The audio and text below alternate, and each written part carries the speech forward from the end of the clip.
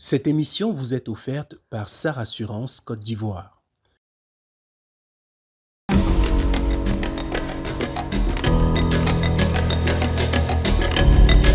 Audio Jungle.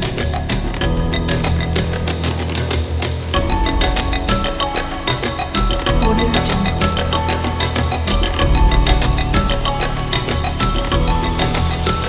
Audio Jungle. Dans cette édition, l'équipe de Rendez-vous avec l'Afrique met le cap sur Lomé, la capitale du Togo. Un pays situé au cœur de l'Afrique de l'Ouest, nous allons à la rencontre d'un homme. Une illustre personnalité du monde de la diplomatie, un homme qui a su tracer sa voie et qui impacte l'Afrique à travers sa contribution à la résolution des crises sur le continent. Le gouvernement malien, nous le soutenons parce que nous pensons que notre lutte est une lutte juste. Elle est non seulement une lutte pour le Mali, mais elle est également une lutte pour tout le continent africain et je vous félicite pour ça. Le professeur Robert Dussey, depuis quelques années engagé dans la lutte pour la restauration de la dignité africaine. La confiance du président Faure-Gnassingbé à cet intellectuel porte haut la voix de l'Afrique. L'Afrique sait ce qu'elle veut. Qui donc êtes-vous pour nous mépriser ainsi? Qui donc êtes-vous pour nous humilier ainsi? Bienvenue à ce numéro exceptionnel de Rendez-vous avec l'Afrique, votre plateforme interactive et engageante pour découvrir et discuter avec les grandes personnalités africaines dont l'impact dépasse les frontières de leur pays d'origine.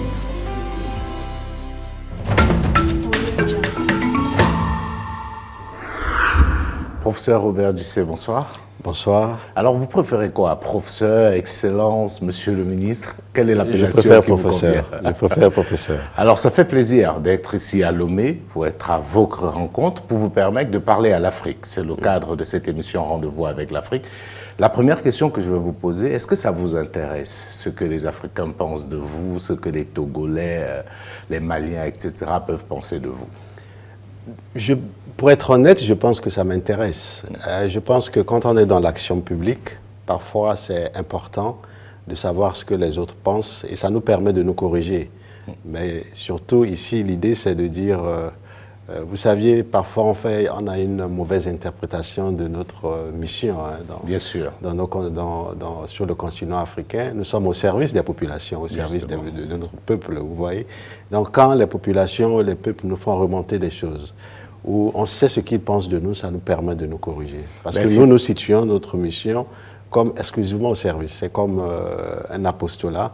Nous sommes là pour aider bien sûr, dans le cas du Togo, le président de la République, le président Faure-Gnassingbé, aider les populations togolaises en étant utile. Donc le retour des populations togolaises, des populations africaines sur l'action que nous menons, nous pensons, doit nous permettre de nous corriger. Alors, comme je disais en introduction de cette émission, le but, c'est d'avoir un véritable rendez-vous panafricain où une autorité parle avec l'Afrique, où cette Afrique-là peut également parler avec vous.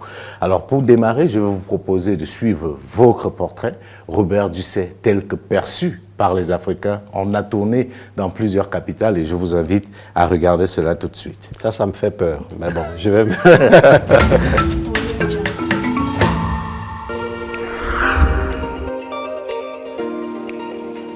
C'est qui cette personnalité? Il s'appelle Robert Dussey. Je ne connais pas.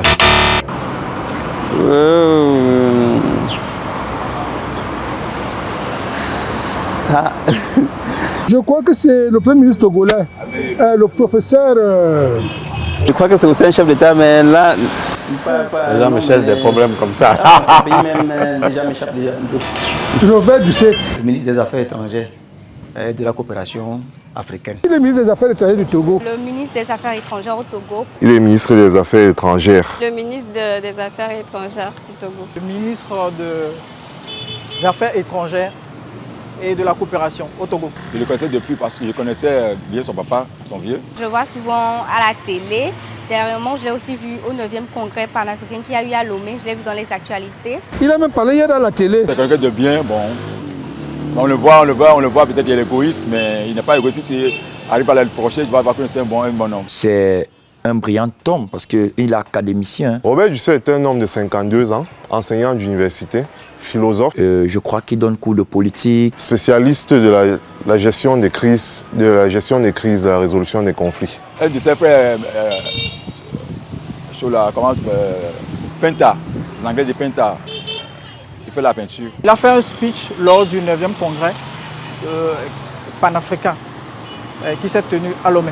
Je trouve que c'est une personne assez très population confondue. Il n'y a jamais eu de 9e congrès. En Afrique, reconnu par sa poigne et par sa fermeté face à ses convictions. C'est un homme raffiné et très pointu. Lors de ce congrès, j'ai entendu son speech, son discours, et cela dégageait un certain esprit de fédération et une éloquence saisissante. Il maîtrise les rouages de la politique. C'est un bon diplomate.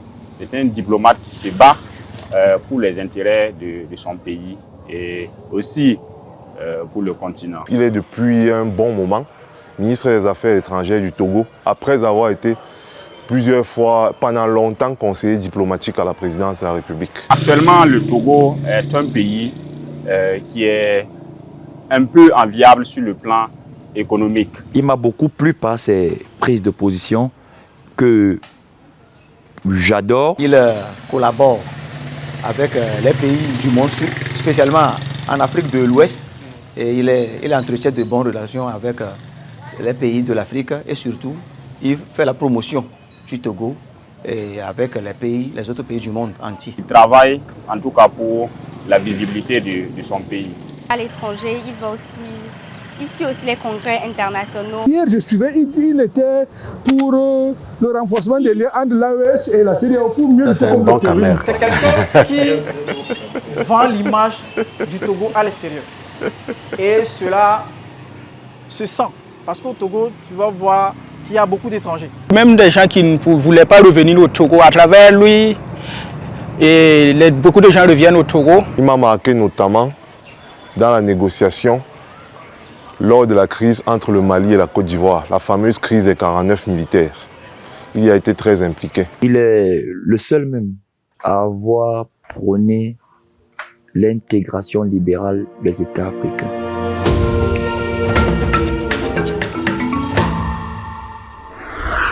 Merci beaucoup, monsieur le ministre. Merci à vous. Alors, je suis curieux d'avoir votre première réaction. Qu'est-ce que vous pensez de cet élément que vous venez de suivre?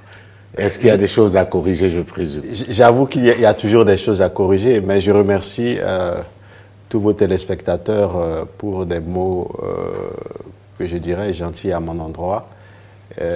Aucune œuvre humaine n'est parfaite.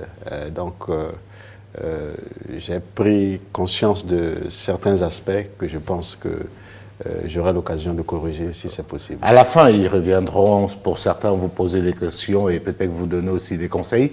Pour nous, c'était important. Je dois dire qu'on a été surpris de savoir à quel point vous êtes connu au-delà du Togo. Est-ce que cette notoriété que vous avez aujourd'hui au-delà du Togo vous surprend? Je ne suis pas très surpris, d'abord parce qu'au-delà du Togo, nous travaillons pour le continent africain. Vous saviez qu'à titre personnel, ma devise, c'est que vous soyez centrafricain, béninois, ivoirien, togolais ou camerounais, n'importe qui vient sur le continent africain, il ne sait pas qui est qui. Le fait que nous soyons des Africains et que nous ayons une conscience noire, pour moi, est le plus important. Donc, la question de nationalité est une question dont je n'aime pas beaucoup parler parce que je suis un peu de cette génération des Africains, intellectuels africains un peu révoltés contre cette division artificielle du continent africain et avec les conséquences que nous voyons. Donc je me sens plus africain, panafricain que togolais, etc. Alors cette révolte-là, on va dire, on la voit dans vos propos, parce que comme on l'a relevé dans l'élément, beaucoup apprécient vos prises de parole qui sont devenues de plus en plus révoltées, on a envie de dire. Alors, le premier point sur lequel je voulais qu'on échange, c'est vous, Robert Dussé. Quelqu'un l'a dit dans l'élément, ça fait un moment que vous êtes au ministère des Affaires étrangères du Togo, vous êtes indéboulonnable. Ah non, ça c'est pas vrai. Mais ça fait un moment. Non, je pense que ça fait un moment, c'est parce que le président de la République, le président Faure Gnassingbé, a choisi de me confier cette mission. Et c'est cette mission que je fais pour l'aider. Mais une longévité à ce poste-là, c'est pas aussi souvent que ça arrive. Vous êtes le recordman. Non, c'est pas vrai. Je ne suis pas le recordman. Ça va faire 13 ans, si je ne m'abuse. Je ne suis pas le recordman, mais je pense que le mérite, d'abord, il faut féliciter le président de la République, le président Faure Gnassingbé. C'est son choix. Et nous essayons, pour la mission qu'il nous a confiée, de l'aider. Maintenant, c'est vrai que ça fait une décennie, et pendant une décennie, nous essayons de donner le meilleur de nous-mêmes pour le rayonnement du Togo, pour aider le président de la République et pour soutenir les populations togolaises. Enfin, pour faire sortir le Togo de son état de sous-développement et faire du Togo une nation forte qui compte dans le monde et particulièrement sur le continent africain. Alors ce que les autres ont relevé dans cet élément, c'est justement le fait qu'il y a un rayonnement de la diplomatie togolaise. Et je dois confesser en tant que journaliste que ce rayonnement, on le voit de plus en plus. Qu'est-ce qui peut justifier que le Togo, qui, soit dit en passant, peut être considéré comme un petit pays, est devenu aussi grand diplomatiquement? J'aime beaucoup cette expression. Beaucoup disent que le Togo est un petit pays, ou quand on voit les pays par les superficies, on dit qu'ils sont petits.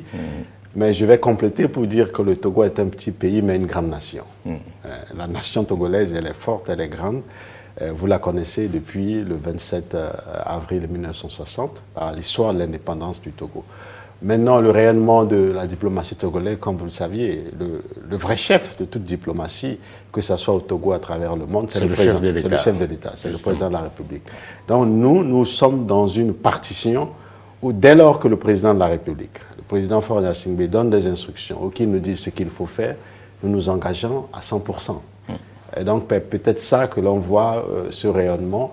Mais ce rayonnement, pour nous, il doit être normal. Normalement, c'est comme ça que la diplomatie doit fonctionner.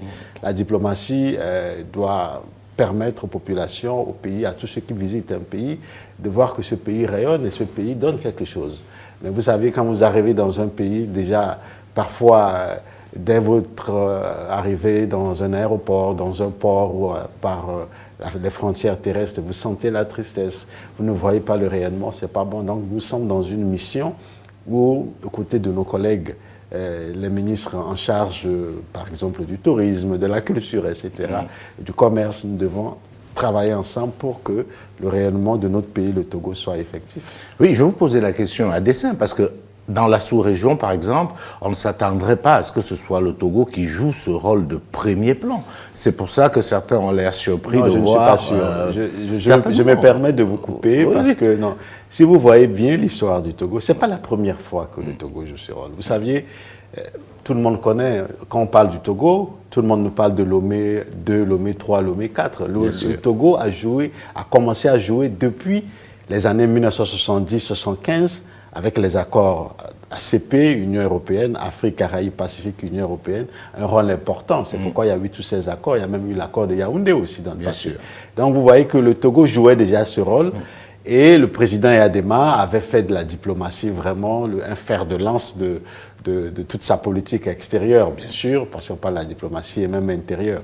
Et le président de la République aujourd'hui a compris que l'un des points forts du Togo, c'est la diplomatie. Et évidemment, cette diplomatie qui se décline avec les actions de médiation, d'échange, de dialogue dans la sous-région. Malheureusement, nous sommes à une période qui est, que je dirais, un peu difficile pour la sous-région ouest-africaine, même pour le continent africain, mais spécifiquement pour notre sous-région. Et là, il fallait que quelqu'un puisse jouer un rôle. Justement, parlons de ces difficultés. Je le disais tout à l'heure qu'on était surpris parce que l'Afrique aujourd'hui traverse des crises. La CEDEAO est en pleine crise et à ce moment-là, qu'on voit le Togo dans un rôle, j'ai envie de dire, central. Alors, comment est-ce que cela se passe? Comment le Togo arrive à se trouver médiateur, notamment dans la crise entre la CEDEAO et les États aujourd'hui de l'AES? Comment ça se passe? On va être un peu dans les coulisses. Je vais vous livrer un petit secret. Allez, surtout pas tous les secrets. Oui, un petit, c'est déjà pas mal. Je pense qu'aujourd'hui, la clé de la diplomatie togolaise et les raisons pour lesquelles le Togo joue ce rôle est d'abord liée à la personnalité du président de la République. Je parle ici du président Faure Gnassingbé. Vous le connaissez, quand vous l'observez, c'est l'un des chefs d'État au monde et africain en particulier qui parle très peu. Il parle le moins. On est surpris que Il quelqu'un parle qui ne très parle peu. pas Voilà, c'est soit ça. médiateur. Voilà, Comment il c'est fait ça. s'il ne parle pas? Il parle très peu, il connaît bien son pays, il connaît très bien la sous-région. C'est un homme humble, donc il a une très grande capacité d'écoute. Quand vous aviez, il est conscient de ses qualités que peu de gens ont. Quand vous parlez peu, vous avez une grande capacité d'écoute. Vous connaissez très bien votre pays, votre région. Vous échangez avec les gens. Je crois que le résultat est là. Et donc, au-delà de ses qualités, c'est quelqu'un qui, évidemment, qui est très religieux. Donc, qui est très religieux. Je ne vais pas citer, je ne vais pas dire qu'il est très chrétien, très musulman, pour ne pas heurter les uns les autres. Qui est très religieux. Donc, quand vous aviez cet avantage-là, vous voyez, il est pacifiste. Donc, il écoute les gens. Les bons, les mauvais, les bons, tout le monde. Et le résultat, évidemment, déteint sur la diplomatie. C'est d'abord ça, la personne du président de la République. Et maintenant, cette personne-là, évidemment, c'est les hommes qui font des institutions. Bien sûr. Il a donné tout cela à l'institution, à la République togolaise, et particulièrement à sa diplomatie. Et nous jouons cette partition. Nous nous rendons compte qu'aujourd'hui, comme vous le dites, le résultat est là. Nous traversons des moments difficiles, mais à différents moments, il faut qu'il y ait des gens ou des personnes ou une personnalité qui écoutent toutes les parties et qui essaient de trouver une solution. Et c'est le rôle que le président de la République a bien voulu jouer. Pas parce qu'il veut le jouer, mais c'est parce que beaucoup viennent vers lui. Ça veut dire que c'est lui qui inspire confiance entre les belligérants, en fait. Évidemment. Dans le choix du Togo, en fait, c'est un choix de fait lié au fait qu'aujourd'hui, est-ce que vous acceptez le fait qu'on présente le Togo comme étant un pays tampon qui parle à tous les côtés? Est-ce que c'est quelque chose qui... Oui, c'est vrai. Le Togo, aujourd'hui, il faut l'avouer, est un pont entre tout le monde. Un pont, aujourd'hui, en parlant des institutions, entre la CEDEAO et l'AES, un pont aujourd'hui entre la CEDEAO, l'Afrique de l'Ouest et les autres régions du monde. Vous vous rappelez, il y a 17 mois, nous avions organisé ici la première édition de Lomé Peace and Security Forum, où tous les partenaires, tous les Africains et partenaires du monde d'ailleurs, ils se sont retrouvés ici pour parler sur les questions de paix, de résolution des conflits. Si vous vous rappelez, il y a 2 ans et demi, la CEDEAO, ici à Lomé, avait déclaré la ville de Lomé comme une ville de paix, de dialogue et de tolérance. C'était une initiative des sages, des religieux, membres de la CEDEAO. Et donc vous voyez qu'il y a d'abord cette tradition et les faits sont là pour le rôle que le président de la République joue et le Togo joue. Les gens viennent vers le Togo, viennent vers le président de la République, donc viennent vers nous pour aider. Et quand vous aviez la chance d'avoir une opportunité pareille pour aider pour la paix, et je pense que le président de la République le fait et c'est ce que nous faisons aux côtés du président. Alors, on va essayer d'aller un peu concret. L'une des questions que les Africains se posent, et je me fais le relais, c'est comment est-ce que ça s'est passé au plus fort de la crise? Comment on arrive, vous qui avez participé à ces réunions au niveau de la CEDEAO, à décider, par exemple, de sanctionner le Mali, plus tard le Niger? Comment est-ce que ça se passe concrètement? Vous qui êtes au cœur de la médiation, est-ce qu'il y a 2 camps qui, dès le départ, se présentent? Est-ce que ça va de manière évolutive? Ça, c'est des raisons pour lesquelles on est content de vous avoir aujourd'hui, parce qu'on veut comprendre qu'est-ce qui a pu motiver tout ça. Non, vous saviez, à chaque fois quand il y a une crise, il y a toujours plusieurs camps. Mais parfois, nous nous compliquons la vie en cherchant à savoir qui est derrière tel camp. Mais c'est comme dans une famille. Mais c'est important. Partout ailleurs, non, mais c'est-à-dire que partout ailleurs, quand il y a un problème qui surgit, même parmi vos enfants, les enfants n'ont pas toujours la même opinion, la même position. Donc, au sein de la CEDEAO, dans les autres institutions, l'Union africaine, toutes les institutions internationales, aux Nations Unies, c'est toujours la même chose. Mais revenons au cas de la CEDEAO. Évidemment, ce qui est plus important, comment je peux vous dire aujourd'hui, c'est que vous connaissez la position du Togo. Elle a été claire. La position du Togo, dans les crises, c'est celle, je vous disais tout à l'heure, que le Togo est un pont entre la CEDEAO et les autres pays. Donc, la position du Togo est une position toujours pacifique. Nous avions fait le choix de la paix. Ça nous coûte parfois cher, mais quand il y a des difficultés, nous disons que ça ne sert à rien de vouloir coûte que coûte sanctionner les gens. Parfois, c'est difficile de supporter, mais on n'a pas la solution. Devant ces événements que nous avions vus depuis 2011, 2021 dans la sous-région, la succession des coups d'État, la succession des événements. Aujourd'hui, les attaques terroristes depuis les pays du Sahel jusque dans les pays côtiers que nous sommes, il faudrait trouver une solution. Nous sommes du côté de la solution. C'est ça la position du Togo. Donc à chaque fois, nous essayons, quand les gens nous approchent, ou même dans les positions, nous essayons toujours de prôner le dialogue. Parlons avec tout le monde, écoutons tout le monde. On est parfois tenté d'avoir à la fois la carotte et le bâton. Parfois, ça fait partie du jeu, mais nous mettons plus la carotte devant et le bâton derrière. Voilà, c'est un peu la stratégie. Qu'est-ce que vous répondez à ceux qui disent clairement que vous avez soutenu les coups d'État au sein le Togo n'a aucun intérêt à soutenir un coup d'État. Ce qu'il dit, beaucoup le disent. Vous le savez, Robert Dussel, vos positions, vous avez été contre les sanctions, vous l'avez clairement signifié. Nous sommes contre les sanctions parce que c'est le bon sens qui fait que nous sommes contre les sanctions. Nous sommes tous contre le coup d'État. Personne ne peut accepter un coup d'État et je suis le premier à le dire. Vous venez m'interviewer ici, à Lomé, au Togo, parce que je suis le ministre des Affaires étrangères. Si d'ici ce soir ou demain, on vous dit qu'il y a un coup d'État, alors je ne suis plus ministre. Donc je serai victime d'un coup d'État. Aucun homme politique sérieux ne peut accepter un coup d'État. Donc le Togo est contre les coups d'État. Mais devant certains coups d'État, il faut être pragmatique, il faut être réaliste. Quand il y a un coup d'État, pensez-vous qu'il faut aller faire la guerre pour rétablir la personne qui a perdu le pouvoir? Mais certains l'ont pensé, certains vont... Bien sûr, c'est pourquoi nous disons non.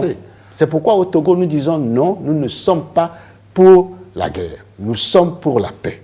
Et comme je vous disais, ça nous a coûté cher, mais c'est la position claire du président de la République. Est-ce que vous n'avez pas eu peur des représailles? Parce que c'est une position assez courageuse, il faut le dire, parce que vous aviez contre vous d'autres pays, notamment des pays voisins, mais vous avez aussi certaines puissances internationales qu'on dit avoir une grande influence sur la politique africaine. Est-ce que ça ne vous a pas fait peur de vous mettre à dos les États-Unis à un moment donné, mais davantage la France?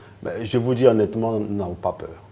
On n'a jamais eu peur, c'est une conviction du président de la République, c'est une conviction même personnelle. Nous qui sommes ministres des Affaires étrangères, c'est une conviction. Nous l'assumons, mais ce qui est plus important, c'est quoi? Ceux qui avaient dit hier que le Togo avait tort et qui critiquaient le Togo en coulisses, aujourd'hui nous en rejoignent. Et c'est ça en fait, c'est la finalité, ce qu'il faut faire en diplomatie. Parfois vous prenez des positions, vous avez des gens contre vous, mais quand vous saviez là où nous allons aujourd'hui, la finalité, sur toutes ces crises que nous avons traversées, elle est là. Ceux qui hier n'étaient pas d'accord avec nous sont d'accord avec nous. Ils sont même parfois, ils essaient même d'aller travailler avec ceux qui le condamnaient. Ceux qui disaient hier de ne pas parler avec certains pays, ils sont partis voir ces pays. Ça, c'est des vérités. Tous ces pays que vous connaissez dans la sous-région qui critiquaient le Niger, par exemple, après le coup d'État du président Bazoum. On l'a vu. Ces pays sont partis, ils vont même négocier, ils demandent même... Vous voulez parler du Nigeria, par exemple? Non, je ne cite aucun pays. Mais on a vu le Nigeria. Ils font tout pour aller discuter avec les Nigériens. Aujourd'hui, ils nous rejoignent. Ils viennent même nous voir. Ils viennent même nous voir pour faciliter les contacts avec eux et le Niger. Et c'est ce que le président de la République a fait, c'est ce que nous faisons nous-mêmes. Aujourd'hui, nous sommes tous sur la même longueur d'onde. Donc en somme, le temps vous a donné raison. Le temps nous a donné raison. Et c'est ça qui est plus important. Mais c'est difficile quand on prend une telle position. La finalité fait que parfois, on se dit, mais on n'avait pas eu tort de prendre cette décision. Il fallait cette voie de sagesse, de compréhension, de dialogue pour en arriver à ce résultat. Alors, pour mener cette interview, même si je suis seul devant vous, je ne suis pas totalement seul, j'ai certains confrères disséminés à travers le continent qui vont vous poser des questions. Et le premier, c'est un de vos compatriotes, Gilles Boko, qui travaille pour la chaîne de télévision New World. Je vous propose de prendre sa question et vous allez, je l'espère, y répondre.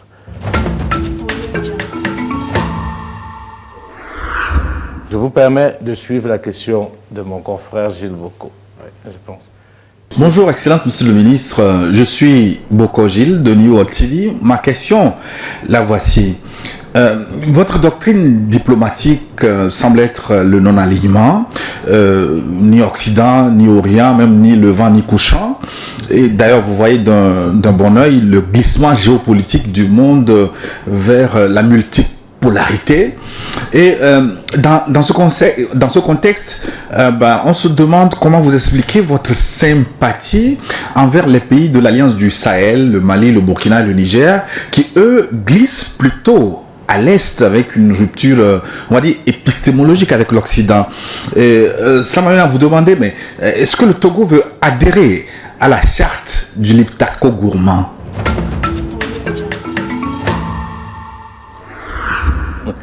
Voilà, c'est la question de mon confrère Gilles Bocco, que je salue au passage. Oui, elle a le mérite d'être très claire. Oui, non, bien sûr, je pense que notre ami Gilles n'a pas changé.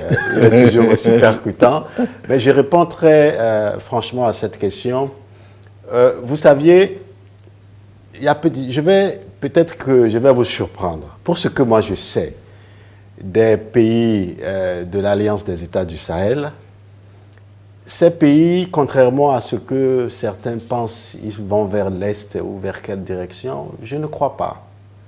Ce que moi je sais de ces pays, c'est que ce sont des pays qui ont décidé de recouvrir leur souveraineté. Ils sont africains d'abord. Ce n'est pas qu'ils quittent un camp pour aller vers un autre camp. C'est ce que moi je sais. Je ne vais pas parler à leur place. Mais pour nous qui les fréquentons, ce qui nous lie, et je réponds à la préoccupation de Gilles, ce qui nous lie, c'est que nous avions la même idéologie. C'est l'Afrique d'abord. C'est notre pays d'abord. Oui, nous sommes contre l'alignement. Mais ça n'a aucun sens. Je crois que la souveraineté d'un pays, où elle est totale ou elle ne l'est pas. Aujourd'hui, après 60 ans de nos indépendances, la plupart des responsables politiques, civils, militaires, dans le domaine intellectuel, culturel, vous-même journalistes, mais nous échangeons tout le temps, nous sommes ensemble. On se rend compte qu'on ne contrôle pas nos pays. Donc quand on a la chance d'avoir, à un moment, des pays qui ont pris conscience de ça et qui veulent se prendre en charge, il faut les soutenir. Et c'est ce que nous sommes en train de faire. Donc, nous sommes proches de ces pays parce que nous sommes dans une même vision, celle de nos pays et de l'Afrique d'abord. C'est pourquoi nous disons que nous sommes africains. Et quand nous parlons des langues, nous parlons de l'africanophonie. Parce que c'est nous-mêmes. Ce qui nous détermine aujourd'hui, c'est parce que nous sommes africains. On ne peut pas s'affirmer parce que nous gouvernons nos pays en sous-traitance par quelqu'un d'autre. On s'affirme parce que nous sommes dans un pays et point, c'est tout. Alors vous avez utilisé une expression, vous êtes proche de ce pays-là. Alors jusqu'à quel point êtes-vous proche? Pour revenir à la question de Gilles Bocco, est-ce qu'on peut imaginer le Togo rejoindre l'AES? Pour moi, ce n'est pas impossible, mais c'est la décision du président de la République. D'abord, et c'est la décision également du Parlement togolais. Nous avions des institutions togolaises, nous avions la présidence de la République, comme vous le saviez aujourd'hui. Nous mutons vers la 5e République, nous avions le Parlement. Si le Parlement décide que le Togo puisse rejoindre les pays de l'AES, pourquoi le Togo ne le ferait pas? On le fera. Mais je vais vous surprendre. Demandez aux populations togolaises, les Togolaises et les Togolais lambda, si le Togo veut rentrer dans l'AES, vous allez voir leur réponse. Je vous dirai qu'ils vous diront oui. C'est un bel exercice. Je vais vous prendre au mot. Plus de 70%, ils vous diront oui. Je vais vous prendre oui, bien sûr. Parce qu'aujourd'hui, que ce soit au Togo, au Bénin, en Côte d'Ivoire, en Guinée, au Cameroun, en Afrique du Sud, partout, les peuples africains veulent être eux-mêmes. Quand vous nous voyez, nous ne sommes contre personne. Nous le disons sans cesse. Nous voulons être nous-mêmes. Mais le problème, c'est que certains de nos partenaires veulent que nous soyons à leur service.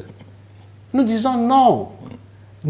Les pères des indépendances africaines ont fait une partie de la lutte pour nous donner cette indépendance. C'est ce qui fait que nous vivons aujourd'hui. Vous et moi, nous sommes ici, nous travaillons. Voulez-vous qu'après 60 ans, 66 ans, nous continuions? Alors quel héritage laisserons-nous à nos enfants? Je pense que c'est même irresponsable de vouloir être là, vous êtes libre et vous refusez la liberté. Vous voulez toujours être dominé par des autres. Nous disons aujourd'hui non à la domination. Vous êtes fatigué. Nous sommes fatigués. Et je vous dis fatigué.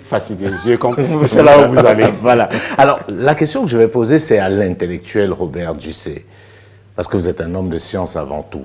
Qu'est-ce qui, selon vous, peut justifier le succès, parlons ainsi, de ces coups d'État militaires dans le Sahel, parce qu'il y a quand même quelque chose qu'il faut pouvoir essayer de cerner. À l'époque, on se rappelle, les coups d'État étaient très mal vus, mais aujourd'hui, les coups d'État sont devenus populaires, salués par les gens dans la rue, et on voit, comme vous le soulignez très bien, une adhésion populaire. Qu'est-ce qui, selon vous, peut justifier cela? Je n'ai pas une réponse exacte à vous dire, mais je pense que ces coups d'État sont devenus populaires parce que les populations, à un moment donné, ont marre, comme on dit. Les populations ont marre de beaucoup de choses. Mais là, il faut faire attention. Je vous rappelle que je suis contre les coups d'État. Bien entendu. Mais les populations, parfois, devant la mauvaise gouvernance, parce qu'il faut aussi faire une autocritique. Bien sûr. Il y a aussi une mauvaise gouvernance interne à nos pays, qui je dirais, est inacceptable à un certain niveau. Et aussi devant l'ingérence de certaines puissances non africaines, les populations ne savent plus où aller. Alors quand ils découvrent des jeunes militaires qui viennent avec des promesses, alors les populations courent derrière ces jeunes militaires. Bon, nous aujourd'hui nous disons, et c'est ce que le président de la République essaie de faire, attention, nous avions connu dans les années 60, 70, 80, même 90, beaucoup de coups d'État sur le continent africain. Et on connaît les résultats. Donc nous espérons que ces jeunes qui arrivent au pouvoir par les coups d'État aujourd'hui vont rapidement faire basculer les régimes militaires en des régimes civils pour une meilleure gouvernance politique, économique, une meilleure gouvernance institutionnelle de leur pays. C'est ça qui est plus important. Est-ce que vous êtes optimiste, Robert Dussey, par rapport à cela? Ça fait quand même un moment, on est au moins à 3 ans qu'on voit ces chamboulements. Est-ce que le chemin pris par ces pays-là vous semble le bon? À titre personnel, je dirais que je suis pragmatique. Il faudrait les observer au jour le jour pour voir là où ils vont conduire leur pays. Certains sont des dirigeants que nous connaissons, nous n'avons aucun doute que c'est des dirigeants qu'il faut à la place qu'il faut, à l'heure où nous parlons. Mais vous savez, la politique nous réserve beaucoup de surprises, donc il faudrait, avec beaucoup de sagesse et d'intelligence, savoir comment gérer les pays. Et puis, nous sommes pragmatiques. Je vous pose la question parce que ça commence à bouillir un peu. On l'a vu il n'y a pas très longtemps au Mali où ça chauffe. On peut dire qu'on a assisté à une première grosse rupture entre les militaires et notamment le mouvement M5 conduit par l'ancien Premier ministre Choguel Maïga. Certains redoutent que ce soit un peu le début. Non, je ne crois pas. Je crois pas. Je vous pose la question. Non, je sais, vous êtes journaliste, vous êtes dans votre rôle, je ne crois pas. Je crois que il n'y a rien qui boue au Mali. Et je crois qu'aujourd'hui, les Maliens ont la chance, qu'ils soient opposants ou pas, d'avoir un homme exceptionnel à la tête du Mali, c'est le président Assimi Goïta. Avoir un homme pareil, et ce qu'il a accompli en 2 ans et demi, 3 ans de transition, personne ne pourra le faire dans le contexte actuel du Mali. Donc pour nous, aujourd'hui, le président Assimi Goïta est une chance pour le Mali. Maintenant, il y a des réalités sur le terrain. Sur le terrain. Il y a des réalités sur le terrain. Il y a des gens qui s'impatientent. Qui s'impatientent. Il revient au président Assimi Goïta, à son gouvernement, de trouver les réponses idoines pour résoudre les problèmes des Maliens et puis conduire le Mali vers des élections libres, démocratiques. Et d'ailleurs, je crois que lors du dernier Conseil de ministres, le président avait déjà, du Mali, c'est ce que j'ai vu à travers vos médias, a instruit ses ministres de se préparer pour les élections. Mais pour aujourd'hui, je crois que le Malien, la priorité des Maliens d'abord, avant que le président Assimi Goïta n'arrive, c'est la sécurité. Mais ce qu'il a fait en un temps record, personne n'a pu le faire. Qui a pu prendre Kidal au Mali? En nous montrant, on nous disait que Kidal était comme une forteresse. Un bastion imprenable. Imprenable. Ouais. Vous avez vu après que tout ça là, c'est des mensonges fabriqués, orchestrés pour diviser les Maliens. Avoir un homme de cette trempe qui a pu le faire, mais ce n'est même pas discutable. Donc, bon, je ne vais pas parler à la place des Maliens, mais je pense qu'il n'y a pas mieux aujourd'hui, à la tête de la transition, à la tête du gouvernement malien, qu'un homme comme le général Assimi Goïta. Alors, il y a eu beaucoup de débats au niveau notamment de la durée de la transition, la durée qui devrait être normale. On sait que ça a chauffé, je préfère parler comme ça, au sein de la CEDEAO, entre les gens qui voulaient 6 mois, 24 mois, 5 ans, etc. Robert Dussey, quand on a une transition, quel est selon vous le temps idoine? Est-ce qu'il y a un temps idoine pour mettre un terme à la transition? Parce que ça, c'est un débat pratique, puisqu'on a connu plusieurs cas comme ça en Afrique, et on bute souvent toujours autour de la durée de la transition. Moi, je vous réponds avec mes convictions personnelles, qui sont à la fois intellectuelles et pragmatiques, puisque vous êtes un acteur. Et pragmatiques. Je pense, qu'il faut, on se trompe quand on veut imposer la durée d'une transition à un État en transition. C'est une erreur. Parce que chaque État, et particulièrement ici, chaque pays a ses réalités. Les réalités que nous vivons en Côte d'Ivoire ne sont pas les mêmes au Togo ne sont pas les mêmes au Libéria, au Libéria ne sont pas les mêmes réalités que nous avons à Djibouti. Donc chaque pays a ses réalités et avec ses acteurs sur le terrain. Donc venir rester chez soi, et c'est ce que nous reprochons aux donneurs de leçons aujourd'hui par notre discours. Ne restez pas, je ne peux pas rester moi à Lomé ici et aller dire aux Maliens, aux Guinéens, aux Burkinabés, aux Nigériens ce qu'ils vont faire. Qui suis-je pour le dire? Seuls les Maliens, les Burkinabés, les Nigériens, les Guinéens, les Gabonais, etc., etc., peuvent décider de la durée de leur transition. Il faudrait que ça soit clair. Ne nous mettons pas à la place des autres. Donc la durée de la transition dépend des pays et des réalités de chaque pays. Donc quand on est dans cette dynamique-là, on laisse les gens dire, mais non, vous allez me demander, est-ce qu'on peut, vous et moi aujourd'hui, donner une durée de transition au Mali, en Guinée, au Gabon, au Burkina, au Niger? Non, je pense que c'est aux acteurs sur le terrain d'apprécier, quand je dis acteurs politiques, les acteurs politiques, et ceux qui dirigent la transition, d'apprécier, de décider d'aller aux élections, tout en sachant. Ça, c'est important pour les populations africaines. Une chose est d'aller aux élections, mais une chose aussi est d'assurer le développement de son pays. C'est-à-dire que parfois, on pense qu'aller aux élections, c'est ce qui est plus important dans la démocratie et que les élections vont résoudre tous les problèmes. Ce qui est faux, on a vu ça avec tous ces pays. Les pays dont nous parlons aujourd'hui, il y a quelques années, étaient cités comme les pays exemples. Des pays exemplaires en termes de démocratie. Moi, je suis enseignant, j'ai enseigné à mes étudiants la démocratie malienne, qui était totalement décentralisée, depuis la base, les communes.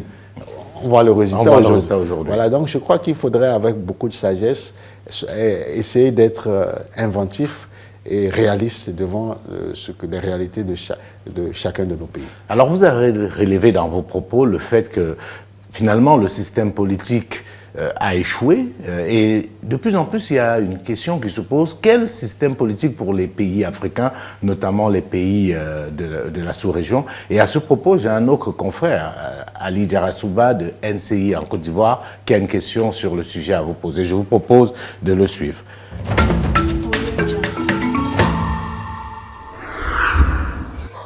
Merci. Monsieur le ministre des Affaires étrangères du Togo, monsieur Robert Duissé, bonjour. Pour vous, quel est le meilleur modèle politique adapté aux pays de l'Afrique de l'Ouest, les pays francophones notamment? Un régime parlementaire comme c'est le cas au Togo, un régime présidentialiste multipartite comme c'est le cas par exemple dans bien de pays, notamment le Sénégal, la Côte d'Ivoire, ou un régime porté par des militaires comme c'est le cas aujourd'hui essentiellement dans l'Alliance des États du Sahel. Voilà pour ma question. Ali Diarra-Souba depuis Abidjan.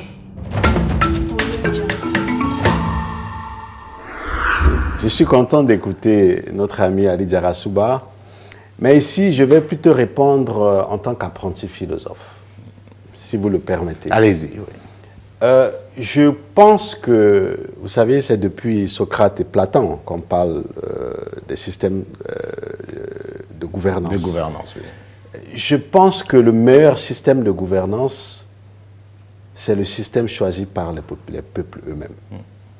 Ce n'est pas la dictature contre la démocratie. La démocratie, oui. Ce n'est pas un régime parlementaire contre un régime présidentiel.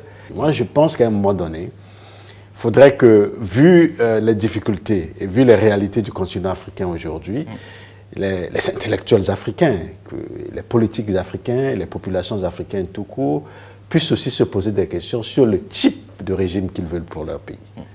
Vouloir rester dans un type de régime qui nous a été soit légué ou imposé, ça a des aspects positifs et des aspects négatifs.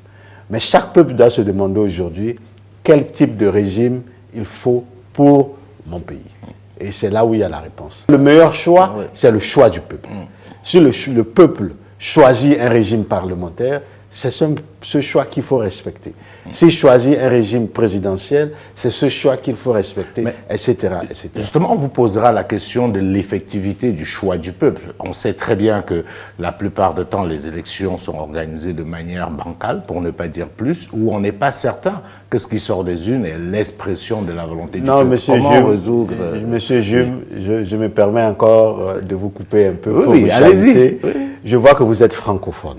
Bien sûr, vous savez, ça, c'est les francophones qui pensent que toutes les élections sont bancales. Non, j'ai pas dit tout, mais je veux dire, je peux vous prendre des exemples en tant que journaliste dans les pays africains où les élections... Donnez-moi les exemples. On a vu par exemple les récentes élections qu'on a eues au Cameroun il y a quelques années. Pays francophones. Pays francophones, oui, bien. Si ce n'est que pour ça, on est d'accord. Oui, si vous voulez, je vous dis, voilà, dans les pays francophones, c'est-à-dire que pourquoi je voulais vous corriger, mais très amicalement. Bien sûr. C'est-à-dire que certains utilisent ce narratif pour dire que, vous savez, en Afrique, il n'y a que des sauvages qui sont là-bas. Ils fraudent toutes les élections, les pays sont mal gouvernés. Je crois que nous aussi, involontairement, on tombe dans ce narratif. Il y a sur ce continent, quand vous faites bien les analyses, moi j'enseigne la science politique et la philosophie politique, vous allez vous rendre compte qu'il y a des pays où les élections sont très bien organisées. Bien sûr. Je ne vais pas loin, je vais vous citer le Botswana. Bien sûr. Il n'y a pas que des mauvaises élections. Il n'y a pas qu'en Afrique qu'on peut trouver des élections où on pense que tout est tripatouillé, etc., qu'il y a des fraudes. Il y a une partie, il y a aussi certains pays africains qui organisent des bonnes élections. Oui, on est totalement d'accord sur le principe. Ce qui est bien, et je pense, c'est toujours de souhaiter que partout où il y ait des élections, que le résultat des urnes, le résultat sorti des urnes, soit le résultat des électeurs. C'est ça qui est important. Voilà.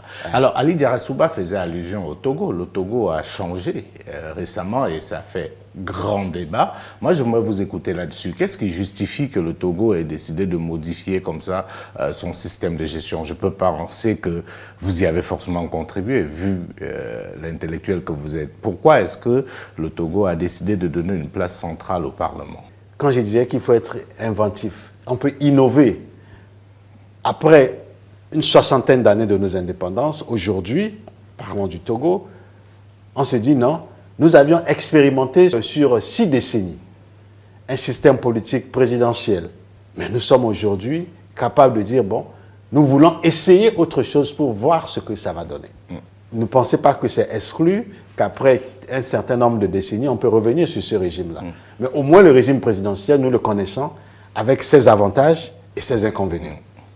Nous voulons cette expérience aujourd'hui pour voir les avantages et les inconvénients. Mais pour le moment, en faisant cette étude, on se dit que quand on voit les régimes parlementaires, la plupart des régimes parlementaires que nous rencontrons dans le monde, et même en Afrique, les régimes parlementaires semblent être les régimes les plus stables que les régimes présidentiels.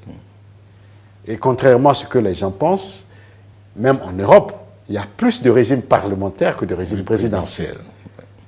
Mais on revient à ce que je viens de vous dire. Qu'est-ce qui est plus important? C'est la crédibilité des élections. Que ce soit un régime parlementaire au Togo aujourd'hui ou un régime présidentiel, mais si les résultats des élections, si les résultats ne sont pas crédibles, on revient au même. Mais professeur Robert Dussert, qu'est-ce que vous répondez? Je ne vais pas faire très original sur le coup. Hein. Qu'est-ce que vous répondez notamment à une partie de l'opinion publique togolaise, notamment vos opposants, qui estiment que ce changement de système était juste une pirouette pour le président Faure Gnassingbé pour s'éterniser au pouvoir comme ses compères un peu partout en Afrique francophone? Je vais vous dire quelque chose. Pour quel intérêt le président Faure Gnassingbé va faire une modification constitutionnelle pour rester au pouvoir? Le président Faure Gnassingbé est déjà au pouvoir pendant, depuis... Oui, mais on sait, il y a des élections qui arrivent, on sait que ça boue, on voit le contexte qui est en train de se modifier. Est-ce que ce n'était pas un habillage cosmétique avec un arrière-fond? Je vais être gentil avec vous. Je vous dis, sur le Mali, vous avez dit que ça boue, au Togo ça boue, rien ne boue, la preuve, vous êtes ici. Non, ça ne boue pas de la même manière. Je veux dire, il y a un contexte international aujourd'hui. Il n'y a rien qui est au feu qui bouge. Je crois que dans tous les pays, très sérieusement, dans tous les pays, il y a des petits problèmes qu'il faut régler. Et c'est ça, l'action politique. L'action politique, c'est aussi de prendre en considération les desiderata, les difficultés, d'essayer de les résoudre. En fait, comme je vous disais, de trouver des solutions. Donc si nous sommes dans le cas du Togo, je vous disais qu'il n'y a aucun intérêt. Nous avions les prochaines élections, si nous étions encore dans le régime présidentiel, au Togo, c'est pour l'année prochaine. Donc le président Faure Gnassingbé n'a aucun intérêt parce qu'il a encore un mandat devant lui. C'est-à-dire que le président Faure Gnassingbé peut se présenter aux élections présidentielles de 2025 à 2025-2030. Donc il est encore au pouvoir jusqu'en 2030. Vous saviez, après une vingtaine d'années au pouvoir, donc il n'a aucun intérêt. Les gens sont souvent mal intentionnés quand ils font leur deuxième et dernier mandat et ils cherchent des modifications. Mais ici, nous sommes rentrés dans une phase où nous disons, nous allons innover. nous allons faire une nouvelle expérience. Mais pourquoi pour voir si cette pourquoi expérience... ça a eu du mal à passer? Est-ce que vous n'avez pas suffisamment communiqué? Est-ce que les Togolais ont été suffisamment imprégnés de ce qu'ils voulaient? À mon humble avis, et je fais le mea culpa à mon nom personnel, et je pense également au nom du gouvernement, c'est qu'il n'y a pas eu la communication qu'il faut. Nous avions, je pense que nous avions mal communiqué. Évidemment, quand on communique mal, les politiciens, vous saviez, eux tirent sur tout ce qu'ils voient, et c'est ça qui a fait ça même. Le gouvernement a décidé de mieux communiquer dessus, mais vous serez surpris de voir que depuis cette réforme constitutionnelle, nous avions beaucoup de pays dans la sous-région qui veulent savoir comment le Togo a pu faire ça, comment nous avions fait, qui sont intéressés par cette expérience en cours au Togo. Donc vous voyez que ce n'est pas seulement une affaire togolaise, mais beaucoup comme nous le pensent. Bon, maintenant, oui, c'est une réflexion. Je pense comme vous que dans la plupart des pays africains aujourd'hui, on réfléchit. On se demande, on a bien vu que la démocratie, entre guillemets, qui nous a été imposée a échoué, lamentablement. Les chiffres sont là pour le démontrer. Donc je pense que c'est une réflexion normale dans la plupart des pays. Quel système, pour quel pays, pour quelle transformation de vie des populations. Alors, Robert Dussé, on va marquer une pause. Je sais aussi que vous êtes très intéressé par ce qui se passe en ligne. Donc, nous avons une rubrique dans cette émission, Empreinte digitale. Nous sommes allés sur le net pour voir Robert Dussé sur le net. Je vous propose de regarder ça et nous revenons. Merci. Dans l'univers du digital, il y a les influenceurs et il y a les influencés. Voici passé au scanner la vie digitale de notre invité du jour, Robert Dussé.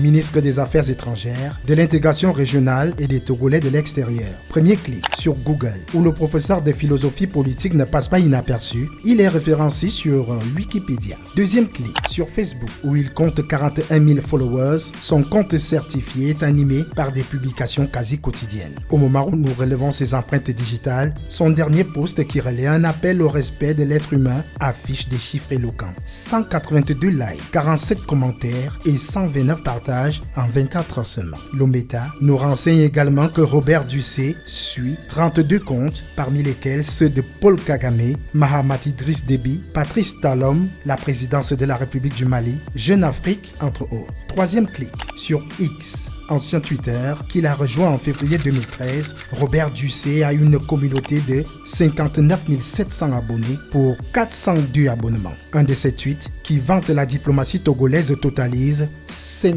618 vues en 72 heures seulement. Quatrième clic sur son compte Instagram, où il totalise à ce jour 2472 followers. Son activité comptabilise 319 publications où notre personnalité politique publie des photos et vidéos professionnelles et jamais sur sa vie privée. Cinquième clic sur TikTok, celui que le magazine New African a classé 3 fois parmi les 100 personnalités les plus influentes du continent, a 16 abonnements pour 25 400 abonnés. Ici aussi, que des publications sur ses activités professionnelles. Un tour sur YouTube, où sa chaîne officielle active depuis le 30 janvier 2016 indique 145 vidéos publiées pour 11 600 abonnés et 850 653 vues cumulées à ce jour. Ces vidéos sur ses discours, des extraits des émissions de chaînes de télé comme Vox Africa. Né à Bangui en République centrafricaine, il est également présent sur LinkedIn. Figure de la diplomatie triomphante de son pays, il fait flotter haut les couleurs du drapeau togolais avec ses publications, ses posts et tweets. Robert Dussé, vous avez un nouveau message. Votre vie est digitale.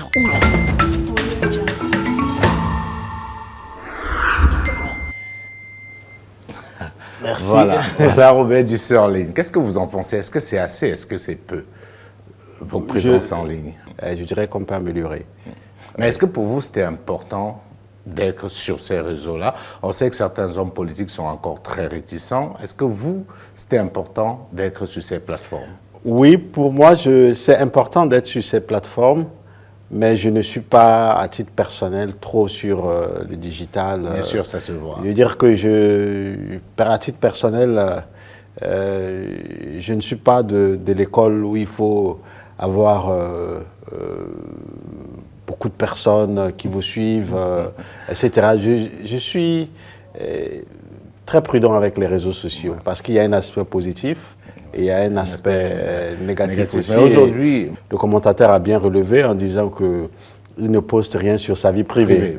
Donc, pour moi, les réseaux sociaux, c'est uniquement pour le travail que je fais. Et en dehors du travail, il n'y a rien qui sort sur les réseaux sociaux. Parce que c'est important aujourd'hui. L'essentiel de la jeunesse africaine est jeune, donc connectée. Il y en a qui ne connaissent même pas les chaînes de télévision. Je pense que l'interview que nous faisons, elle est obligée d'être sur les réseaux sociaux pour toucher le maximum de personnes, donc ça devient important. Alors, quelque chose m'a marqué dans cette empreinte digitale, c'est les gens que vous suivez sur les réseaux sociaux. Patrice Talon, je voudrais vous écouter. Patrice Talon, Mahamat Idriss Déby. Patrice Talon, qu'est-ce que vous en pensez? Parce que je sais que ça a beaucoup choqué à un moment donné, parce que lui faisait partie au sein de la CEDEAO de ce qu'on pourrait considérer de l'aile Dieu, des va-t-en-guerre et tout. Qu'est-ce que vous avez à penser? C'est un pays très voisin. Oui, non, mais vous saviez que, je crois qu'il faudrait faire attention.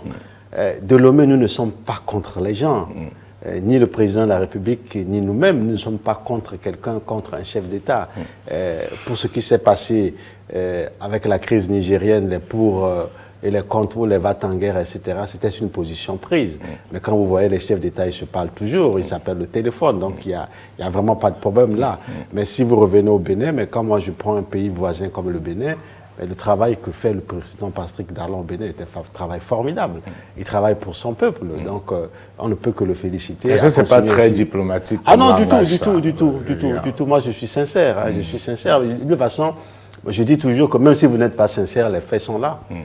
Je crois que le Bénin, d'il y a quelques années, le Bénin aujourd'hui, ce n'est pas le même Bénin. Et donc, il faut féliciter. Et lui, il fait partie des gens qui ont fait un rétropédalage sur la question des États de l'AES. La finalité, c'est ce que je vous disais, tous ont rejoint le Togo. Tous ont rejoint le Togo. Il y a quelques années, moi, mon homologue du Bénin ne pouvait pas parler avec notre homologue du Niger. Aujourd'hui, ils se parlent ensemble. Tant mieux, et c'est ce que nous souhaitons. Vous comprenez? Donc, nous ne voulons pas diviser les gens, mais nous souhaitons que les gens soient ensemble. Pour nous, la finalité, c'est que la sous-région soit une et que nous puissions combattre ou travailler ensemble contre le terrorisme qui est la priorité sécuritaire de la région et avoir un engagement commun et défendre notre région et nos pays. Donc nous ne voulons pas qu'il y ait la division au niveau de la région. Sur le compte, vous voyez le président Paul Kagame, il n'est pas de la région, mais évidemment, le Rwanda avant le génocide et le Rwanda après le génocide, comme on dit en français... Les faits sont là. Les faits sont là. Donc le président Kagame est en train de faire un travail extraordinaire pour son pays. Et le rayonnement du Rwanda, aujourd'hui, on ne peut pas le démontrer. Les faits sont là, vous le dites vous-même. Donc parfois, c'est des coïncidences, mais il y a plusieurs pays. Je pense que plusieurs pays, plusieurs chefs d'État, parce que ce n'est pas facile de gouverner, font ce qu'ils peuvent pour leur pays. Bon, c'est vrai qu'il y a des défaillances. Maintenant, les défaillances, ni vous ni moi pouvons les corriger parce que nous n'avons pas le pouvoir de le faire. Mais ce qu'ils font bien et ce qu'on doit encourager, il faut le faire. Alors, parlons maintenant d'une initiative dont vous étiez quasiment le porteur. Je peux dire le porteur, c'est l'APA. On a vu l'APA lancer, j'ai envie de dire un peu en grande pompe, mais depuis, c'est un peu silence radio. Qu'est devenu l'APA ? Robert Ducé. Vous avez parfaitement raison. Un autre mea culpa. Je vous aime bien parce qu'avec vous, je me confesse facilement. Non, je crois que nous allons corriger. Nous allons corriger le manque de présence de l'APA dans ses objectifs. Mais je vous promets que pour cette année 2025, nous aurions dans quelques semaines ou dans quelques mois la 3e réunion ministérielle de l'APA. Et je vous invite à cette réunion et vous allez vous rendre compte vous-même qu'avec l'APA, les choses ont beaucoup changé. Vous saviez, l'APA, donc l'Alliance politique africaine qu'on avait lancée, on l'avait lancée avec 10 pays. Après, c'est une plateforme informelle. Bien sûr. Elle est informelle. Bien sûr. Après, beaucoup de pays, d'abord certains pays se sont plaints du fait qu'ils n'étaient pas invités. Bien sûr. Et d'autres pays se disaient, mais attention, l'APA, les objectifs semblent être des objectifs de l'Union africaine. Est-ce que l'APA ne veut pas prendre la place de l'Union africaine, etc. Donc, nous avions voulu prendre le temps de rassurer les uns et les autres, d'écouter, de rassurer et de dire non, nous allons faire une réunion, nous allons corriger les textes. Et la 2e réunion ministérielle qui avait eu lieu à Bamako, d'ailleurs, nous avait permis de revoir le texte que les experts ont soumis Et ce texte est prêt et c'est pourquoi nous voulons, en cette année 2025, organiser la réunion, la troisième réunion. Et là, on va élargir. C'est-à-dire qu'on ne sera plus 10, mais on va essayer d'inviter, d'être beaucoup plus inclusif. Mais Robert Dussé, est-ce que l'APA a peur de concurrencer l'Union africaine? Ce n'est pas du tout la vision de l'APA, mais c'est ça les réalités politiques dont nous parlons. On ne veut pas y penser, nous sommes tous membres de l'APA. Voilà, mais c'est que nous avions quand même eu des critiques, nous avions eu des inquiétudes de certains amis de l'Union africaine sur les objectifs de l'APA. Donc, en souci d'avoir, c'est toujours le même souci de l'harmonie, de la paix entre nous, de la compréhension. Nous sommes dit non, on ne va pas commencer les activités, il faudrait qu'on puisse régler les problèmes. Non, je vous pose la question, pourquoi? Parce que moi, en tant que journaliste, ça ne me déplairait pas d'avoir une organisation qui concurrence l'Union africaine. Donc moi, je dis aujourd'hui, est-ce que ça ne devrait pas être assumé d'être une alternative, l'APA, finalement? Parce que quand on voit les résultats, pour être gentil, médiocres de l'Union africaine, on se dit il est temps que les choses bougent. Mais vous êtes dans votre rôle de journaliste. Je vois bien que vous êtes un journaliste révolutionnaire, vous aussi. Enfin, je ne sais pas. Non, je pense que nous sommes... Moi, je veux qu'on soit pragmatique. Oui, non, vous êtes un acteur, moi aussi, je regarde un peu ça. L'Union africaine, je ne sais pas, on peut retourner les choses comme on veut, ça ne marche pas. Oui, je comprends. Vous êtes dans votre rôle. Je comprends en tant que journaliste, en tant que citoyen africain, vous avez raison. Mais nous ici, nous représentons un État. Voilà, donc tous les membres de l'APA, de l'Alliance politique africaine, tous les ministres, nous représentons un État. Nous sommes tous membres de l'Union africaine. Donc nous sommes obligés de comprendre, de ménager les susceptibilités pour travailler ensemble. Je disais ça pourquoi? Parce que, comme on dit aujourd'hui, dans l'ère qui souffle en Afrique, c'est une ère aussi qu'on veut pragmatique. Et ce qui avait séduit au départ sur l'APA, c'était justement le fait d'avoir un objectif, que les gens puissent se mettre ensemble, plus juste parce qu'on est des voisins ou parce qu'on est des États africains, comme c'est le cas à l'Union africaine, mais parce que nous avons des objectifs, parce que nous avons des projets ensemble. Et il y a plein d'Africains qui pensent que c'est le chemin à suivre aujourd'hui. C'était ça qui suscitait l'intérêt pour l'APA, et c'est pour ça, je l'avoue, à titre personnel, j'ai été un peu déçu de voir que les choses n'ont pas plus bougé que ça. Est-ce que vous comprenez cette attente-là? Non, je comprends, mais je vous prie aussi de comprendre que nous ne voulons pas que, l'Alliance politique africaine est une plateforme informelle, de deux, l'Alliance n'a pas pour objectif de concurrencer l'Union africaine. Je comprends ce que vous dites, vos critiques par rapport à l'Union africaine, mais pour nous, en représentant nos États, l'Union africaine est notre bébé à tous. On ne peut pas le jeter. S'il y a des choses à changer et à améliorer, nous devons contribuer à améliorer. Donc, c'est pour cette raison que fondamentalement, en tant que membre du Conseil exécutif, tous les ministres des Affaires étrangères de l'Union africaine et puis les chefs d'État des pays de l'APA, nous ne voudrons pas que l'APA puisse prendre la place de l'Union africaine, mais de trouver un moyen de travailler ensemble. Et c'est ça qui a justifié, cette absence des activités de l'APA. Mais je vous promets que pour cette année 2025, je pense que l'APA sera beaucoup plus dynamique et nous allons travailler. Et je vous promets que nous serons là pour suivre, parce que cela nous intéresse. Je sors sur l'Union africaine pour qu'on termine, parce que c'était l'un des thèmes de l'émission. Pourquoi, selon vous, ça ne marche pas? Pourquoi, malgré les réformes proposées par le président, notamment Kagame, du Rwanda, les lignes ne bougent pas à l'Union africaine? Qu'est-ce qui coince, selon vous? Je vais vous dire une vérité. Vous saviez, ce n'est pas seulement une question de l'Union africaine. Pour que les choses bougent à l'Union africaine, pour que les choses bougent sur le continent africain, il faudrait que les Africaines et les Africains, ceux qui sont dans les rues, qui critiquent, et nous qui sommes au pouvoir, nous puissions changer de mentalité. Le problème africain est vaste. L'Africain semble être le seul peuple qui veut toujours être assisté. Tant que nous avions cette mentalité, vous journalistes, moi, ici, avec qui vous parlez, tant que nous gardons la mentalité d'assister, d'éternel assisté, nous ne pouvons pas changer ni l'Union africaine, ni ce qui se passe sur le continent africain. Donc c'est trop facile parfois de dire rien ne change à l'Union africaine, mais regardez ce continent. Ce continent, nous avions tout. Pourquoi quand l'Africain, dans la rue, a un problème, il pense que c'est l'autre qui doit venir l'aider. Il pense que les autres qui viennent, c'est eux qui vont nous aider à exploiter nos richesses, à mieux gouverner. Nous avions tout. Pourquoi sommes-nous en retard? c'est le problème qu'il faut se poser. Donc pour vous, c'est un problème général. C'est un problème général.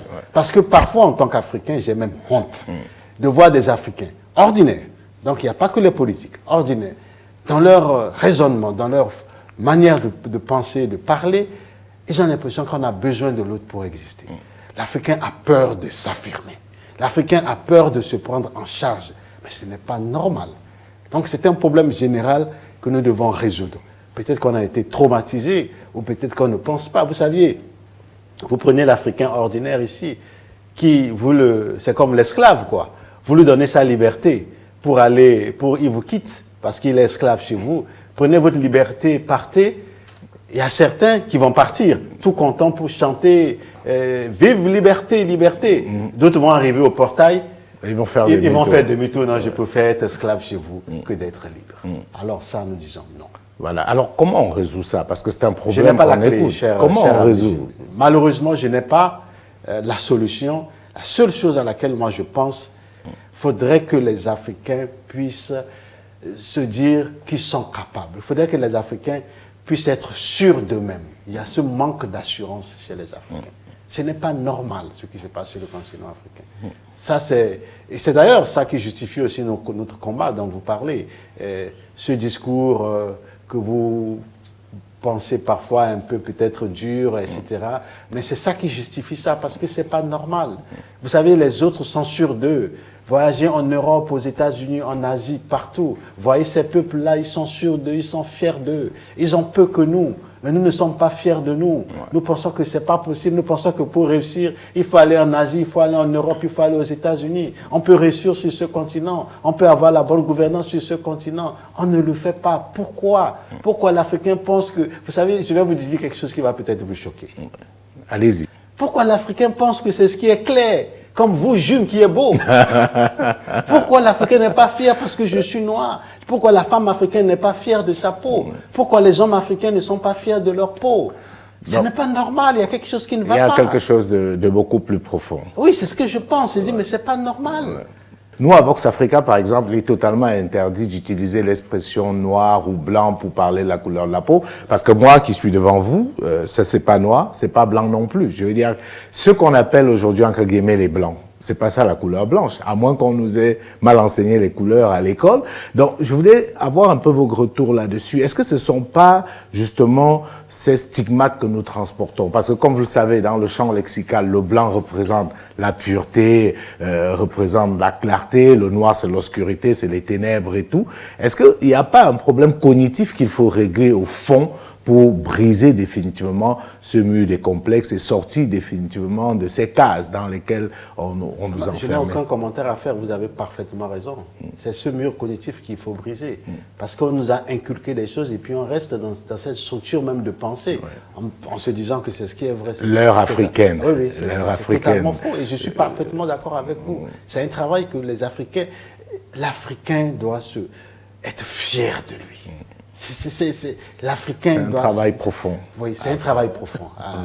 Alors, le temps nous prend à la gorge, il va falloir qu'on avance. Je voudrais qu'on aille maintenant dans un pays que vous connaissez bien, c'est le Mali. Et j'ai un confrère de la télévision Africable qui a une question à vous poser sur un incident qu'il y a eu au Togo.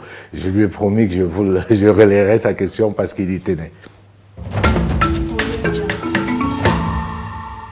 Alors, tu vas m'expliquer comme tout à l'heure. Merci. Bonsoir Jules, bonsoir Monsieur le Ministre, Sekou Tangara, Africable Télévision. Récemment, on a vu sur les réseaux sociaux un député de la CEDEAO se plaindre pour avoir été agressé à Lomé. Nous sommes loin de là-bas de ce qui se passe. Si ces faits sont avérés, est-ce que ce n'est pas paradoxal pour un pays qui est sur le point d'organiser le congrès panafricain que des députés de la CEDEAO, des députés panafricains se fassent agresser là-bas? Quelle lecture avez-vous sur cette question-là, Monsieur le Ministre? Merci beaucoup pour cette question. D'abord, ici, je voudrais une fois de plus présenter les regrets du gouvernement togolais au gouvernement sénégalais, parce que c'est un député sénégalais d'abord. En plus, les regrets du gouvernement togolais à la CEDEAO pour cet incident. Mais je reviens pour vous dire que vous saviez que des situations pareilles que nous avions eues, cette agression, elle peut avoir lieu partout. Donc, ni le Togo, ni le Mali, donc, ou comme un autre pays, ne peut empêcher ça. Donc, ça arrive, on voit des députés qui se battent au sein même de l'hémicycle. Bien sûr. Ici, c'est un meeting auquel le député a pris part et il a été agressé. Donc, nous regrettons ce qui s'est passé.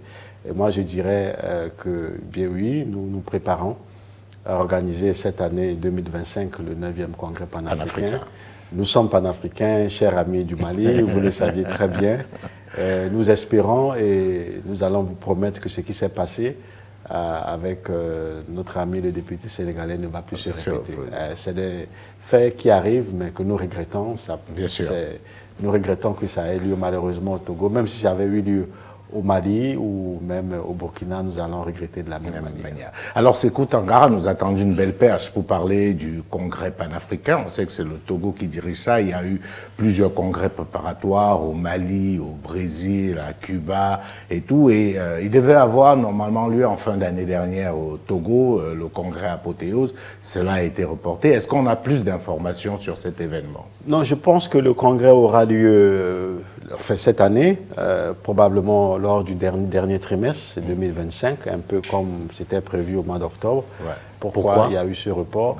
C'est lié seulement à, si vous connaissez bien la ville de Lomé, vous avez le palais de congrès de Lomé qui est en rénovation et techniquement, l'entreprise qui a le marché avait dit que le palais sera prêt avant le congrès. Donc, pour la mi-octobre, malheureusement, ça n'a pas été le cas. Et surtout que c'est un congrès qui attend énormément de monde. Voilà, c'est ça. Donc, c'est pour des raisons techniques et logistiques. Ça nous permet de parler de quelque chose qui vous tient à cœur, le panafricanisme. Quand est-ce qu'on va sortir des congrès, des slogans pour vivre cela dans la réalité, Robert Dussey? Parce que ça fait des décennies qu'on parle de l'unité de l'Afrique, de la nécessité de vraiment se mettre ensemble. Quand est-ce qu'on passe du vœu à la réalité? Je n'ai pas de réponse non plus parce que ça fait partie des douleurs que je vous dirais que je porte en tant qu'Africain, vous et moi. La réalité, je pense qu'il faudrait voir ce que... Vous saviez, à la sortie de nos indépendances, pour ne pas encore refaire l'histoire, certains dirigeants n'ont pas compris les enjeux de l'indépendance. Et nous avions tous hérité des pays des superficies qui ont été confiées à chacun. Mais dans les faits, il n'y a pas cette réalité. Oui, mais surtout que, je complète un peu, surtout qu'on est le fruit de la volonté des autres. Oui. Ce que nous prenons aujourd'hui pour acquis n'est pas la réalité de notre histoire. Les frontières que nous avons aujourd'hui n'ont rien à voir avec ce qu'étaient nos frontières. Conséquence logique, aujourd'hui, vous avez des Togolais qui ont des familles au Bénin, etc. Et on pensait que le panafricanisme viendrait régler cela, mais ça traîne tellement. Ouais, c'est ça, c'est pourquoi je vous dis que je suis désolé, je n'ai pas la solution, mais il faudrait qu'il y ait de plus en plus des dirigeants africains qui comprennent l'enjeu. D'abord du positionnement du continent africain dans la géopolitique internationale, qui comprennent l'enjeu de ce que représente l'Afrique pour que nous puissions vivre dans la réalité le panafricanisme. Parce que moi, je vous dirais aussi, je n'arrive toujours pas à comprendre que sur le continent africain, on ne puisse pas circuler partout. Ouais. Les Européens circulent partout. Moi, j'ai eu besoin d'un visa, je vous fais la confession, pour arriver au Togo. Ce n'est pas normal. Demain, je vais à Conakry, il me faut un visa. Après, j'irai à Abidjan, il faudra un visa. Donc, ça me dépasse. Ça me dépasse. Si le ministre des Affaires étrangères d'un pays parce que c'est des réalités. Ouais. Parce qu'il y a dans certains cas, vous pouvez être prêt pour abolir les visas, mais quand l'autre n'est pas prêt, nous aussi au Togo, nous sommes prêts à abolir le visa presque avec tous les pays africains, mais quand on fait la demande aux autres, ils ne sont pas disposés à le faire. Mais est-ce que vous ne pouvez pas prendre sur vous de faire votre part? Parce qu'il y a des pays, par exemple, qui l'ont fait. Le Sénégal, par exemple. Moi, si je vais au Sénégal demain, j'arrive à l'aéroport et on me met un cachet. Au Rwanda, c'est la même chose. Donc, je pense que je comprends la réciprocité qui est un principe clair en diplomatie, mais je pense aussi qu'il faut qu'il y ait à un moment donné des dirigeants et des pays qui prennent sur eux de faire le premier pas. Oui, c'est ça. En tout cas, dans le cas du Togo, cette possibilité est à l'étude elle est à l'étude. Surtout que le Togo est en train de devenir un vrai hub dans tous les sens du terme. Non, je corrige, le Togo est déjà un hub. Je le confesse. J'aime bien vous chaviter. Je le confesse. Je le confesse. Oui. Alors, j'ai envie de dire, et je sors par là, qu'est-ce qu'un événement comme le Congrès panafricain peut apporter de manière concrète à l'évolution de ce combat pour l'édification du panafricanisme? Je vous ai vu très ému au Brésil, à Salvador de Bahia, avec un discours, une fois de plus, très pointilleux. Je vous vois faire ce travail avec une passion qui est tellement visible. Qu'est-ce qu'un événement comme ce congrès-là peut apporter? En fait, je pense que d'abord, l'organisation du 9e congrès panafricain est un défi pour tout le continent africain. Parce que depuis le 8e congrès panafricain, il n'y a plus eu de congrès et puis il y a eu des divisions, comme toujours. Ça, on peut passer là-dessus. Ce qui est important aujourd'hui, c'est que, comme vous le saviez, vous et moi, il y a une nouvelle prise de conscience de la jeunesse africaine. L'avenir de notre continent, comme vous le saviez, je parle du continent africain, bien sûr, c'est dans cette jeunesse-là. Si nous ne faisons pas attention avec cette jeunesse aujourd'hui, qui est connectée partout, l'avenir que nous réservons à chacun de nos pays ou pour ce continent ne sera pas sûr. Donc il faudrait que, dans une incertitude qui est possible, qui n'est pas à exclure, avec une jeunesse qui prend de plus en plus conscience des faits, à la fois de la gouvernance en interne comme en externe, le 9e congrès panafricain permet aux uns aux autres de discuter pour se ressourcer, pour savoir, nous qui sommes africains de la diaspora, nous qui sommes afro-descendants, qu'est-ce que nous pouvons et nous devons faire? Surtout que les autres peuples, ici je ne vais pas rentrer, je reviens d'une réunion sur les civilisations des Nations Unies, je ne vais pas parler de la guerre des civilisations. Parce que, comme vous le savez aujourd'hui, le slogan « L'Afrique est un continent d'avenir », l'Afrique a ceci, mais comme vous le dites vous-même, c'est un slogan. Comment sortir de ce slogan pour positionner, voire repositionner l'Afrique, notre continent, à la place qu'elle doit occuper? Ça, c'est des enjeux de ce sommet. Évidemment, ce sommet parle du rôle de l'Afrique dans les organisations internationales. Justement. Comme vous le saviez, les Nations Unies, on commence pour ne prendre que cet exemple-là, avec toutes les institutions, traite à plus de 70% des questions africaines. Oui. Vous prenez cette même nation, cette même organisation, au Conseil de sécurité, aucun pays africain n'est présent. Là, on est prêt à faire un peu de charité, on est prêt à donner des postes sans droit de veto à l'Afrique. Oui, mais c'est pas ce que nous demandons, vous voyez, et c'est ça aussi les problèmes africains. Ouais. Vous avez des pays, nous avions le consensus des Swatini, qui demande 2 sièges permanents au Conseil de sécurité des Nations Unies pour le continent africain, et garder les 3, voire les 2 sièges non permanents. Et vous voyez un pays qui se lève lui-même en septembre, juste avant l'Assemblée générale, la dernière Assemblée générale, donc celle de l'année passée, la 79e, à New York, qui dit que non, nous sommes favorables pour 2 sièges. Mais de qui se prennent-ils? C'est ça le problème de l'Afrique. Et vous voyez, on n'arrive jamais à parler du même voix. Oui, et par surprise, vous ne voyez pas les gens réagir. La réaction de l'Union africaine ou des autres pays devait dire non, nous n'attendons rien de vous. C'est notre droit. Voilà notre décision. Asseyons-nous pour discuter de ça. Le rôle assigné à l'Afrique aujourd'hui est lamentable. L'Afrique est utilisée seulement pour servir les grandes puissances. Et ce n'est pas normal. Ce n'est plus admissible. Inadmissible. Quand la guerre entre l'Ukraine et la Russie a commencé, les pays africains ont été mis sous pression par les grandes puissances. Il fallait se positionner. Pour se positionner. Heureusement que je vous dis, et c'est ça, la décision du président de la République togolaise, le président Faure Gnassingbé, nous avions dit non. Non pour l'un, non pour l'autre. Le premier vote, vous allez voir, le Togo n'a pas voté. Parce que nous avions refusé cela. On nous met sous pression uniquement pour servir les intérêts étrangers. Mais où est l'intérêt du continent africain? Nous disons que ce n'est pas normal. Donc, ce sont ces sujets, vous savez, si on commence aujourd'hui ces sujets, vous et moi, on va finir l'année 2025. Voilà. Donc, c'est pourquoi le 9e congrès traitera de cette question. C'est une plateforme très importante pour écouter les Africains du continent, écouter les Afro-descendants dans les Caraïbes, partout dans le monde, et avoir une position commune pour travailler ensemble dans les années à venir. Alors, on est presque au terme de cette émission. Je vais vous proposer à présent d'écouter la question d'un confrère, c'est le dernier, je vous rassure. Lui, il est du Cameroun et il veut parler effectivement de la passerelle entre l'Afrique de l'Ouest et l'Afrique centrale. Je vous propose de l'écouter et de le répondre. Et à la dernière partie, nous allons finir avec le Togo dans le monde, parce qu'on a beaucoup parlé d'Afrique. Maintenant, on va parler du Togo et le monde.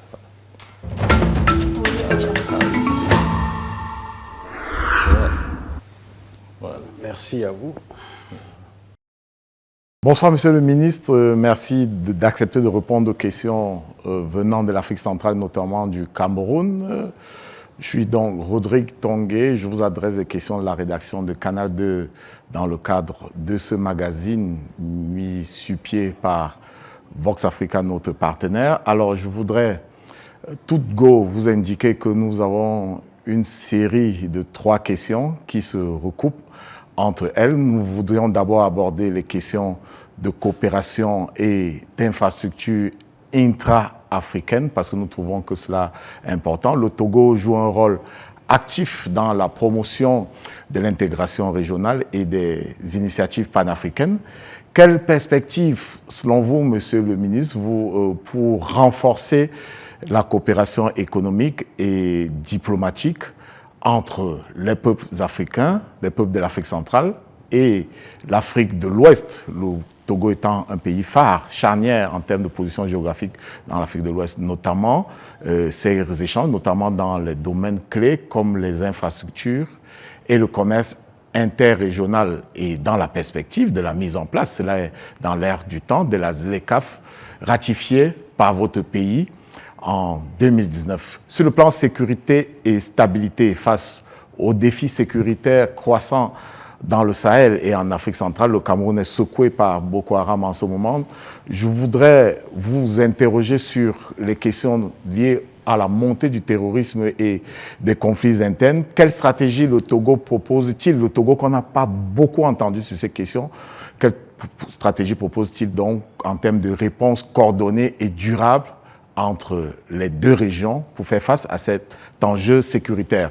Sur les marchés, la diaspora africaine et la diplomatie, pour sortir, Monsieur le Ministre, je voudrais savoir, y compris la diaspora originaire du Cameroun et d'Afrique centrale, je voudrais donc savoir quel rôle peut jouer le Togo dans le développement respectif de cette diaspora qui elle-même travaille au développement des différents pays. Comment la diplomatie togolaise peut-elle inspirer ou collaborer avec d'autres nations pour mieux impliquer dans les projets de développement africains cette diaspora? Comment la rendre plus efficiente en termes de contribution?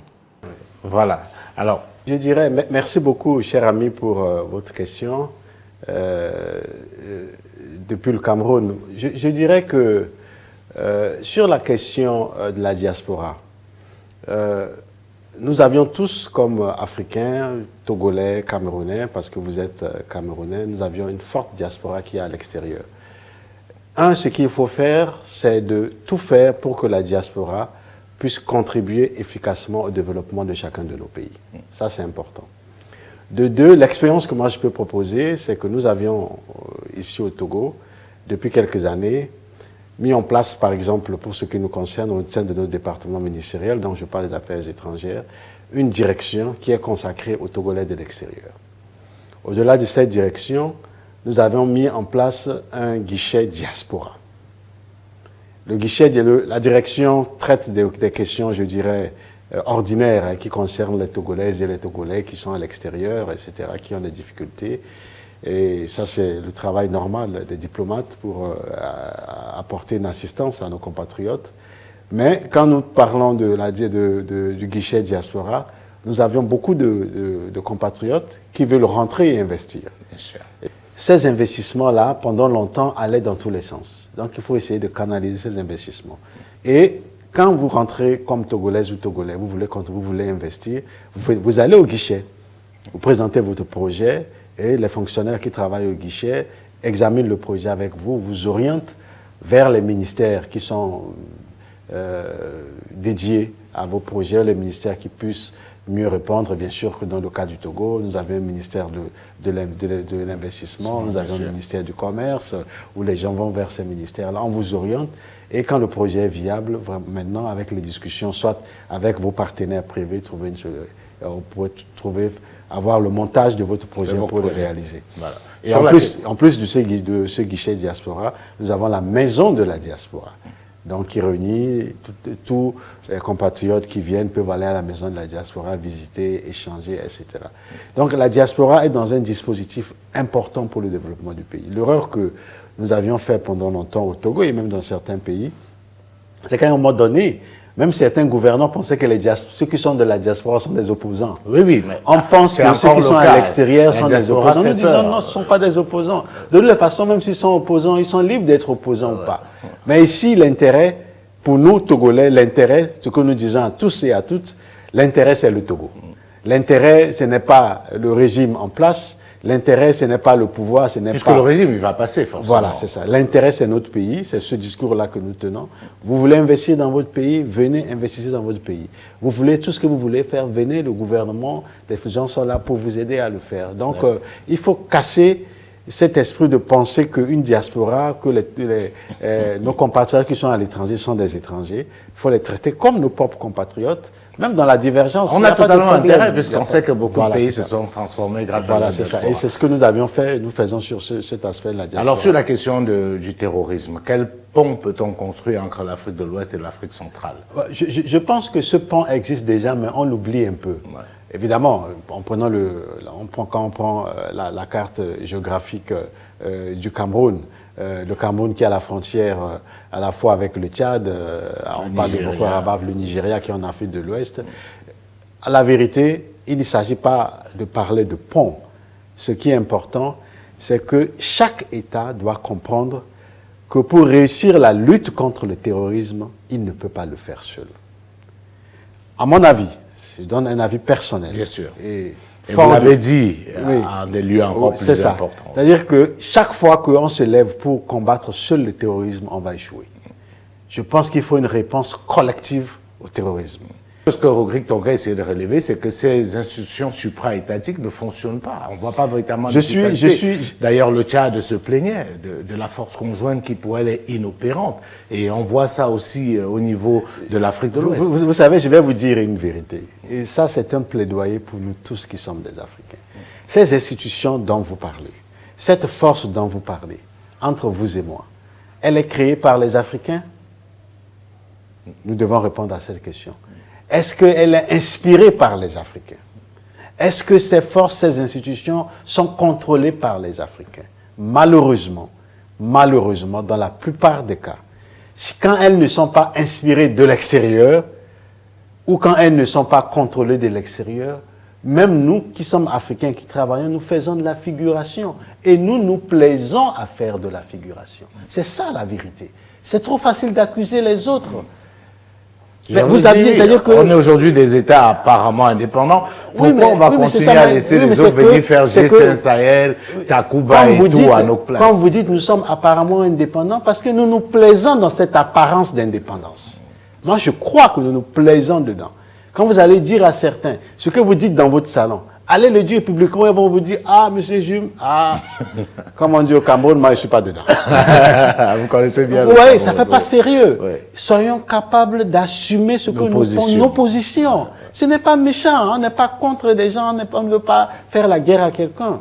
Mais nous avions ces institutions, elles sont inopérantes, inefficaces, parce que nous sommes là, Africaines et Africains, nous travaillons dedans, et parfois on se plaît, parfois parce qu'on a des gros salaires, etc. Mais on voit les populations souffrir. On voit les choses se passer mal, mais on ne se plaint pas. On voit notre petite vie. C'est ça qu'il faut changer chez l'Africain. Parce que les autres peuples, les Asiatiques, les Européens, les Américains, etc., ils n'acceptent pas, ils ne font pas ça. Ils ont un autre souci. Mais l'Africain semble ne pas se soucier des autres, de se contenter de ce qu'il a. Qu'est-ce qu'on peut faire alors? Alors, dernière question de Rodrigue, c'est sur la coopération économique. On a parlé de la ZLECAf, un autre instrument de l'Union africaine.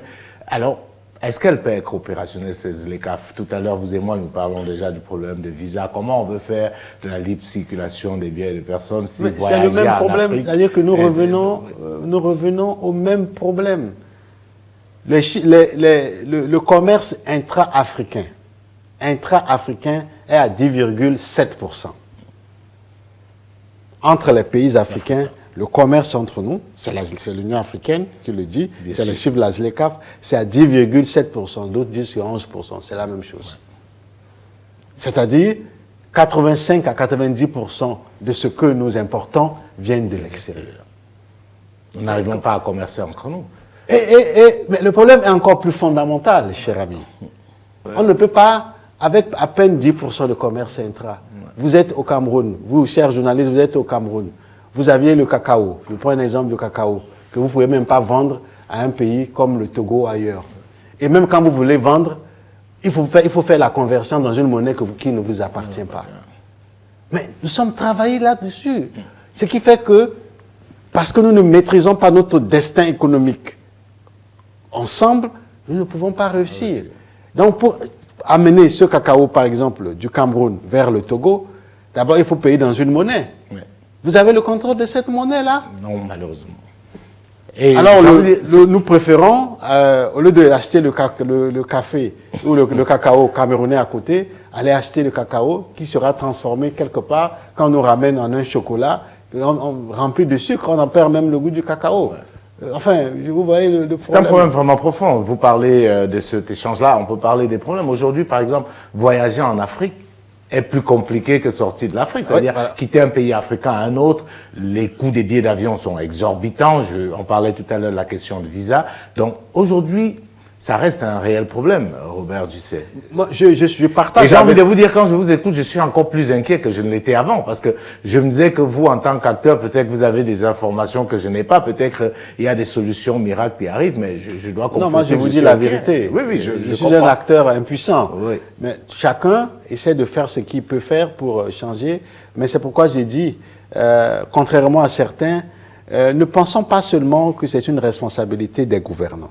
Il y a aussi cette responsabilité des populations africaines. C'est important. Très important. C'est très facile de dire que c'est les gouvernants, ils gouvernent mal, tout ce qu'on raconte sur les gouvernants, de faux, de vrai, ça n'a pas d'importance. Mais nous qui le disons, et notre propre mentalité, il faut qu'on change cette mentalité-là. On parle du commerce.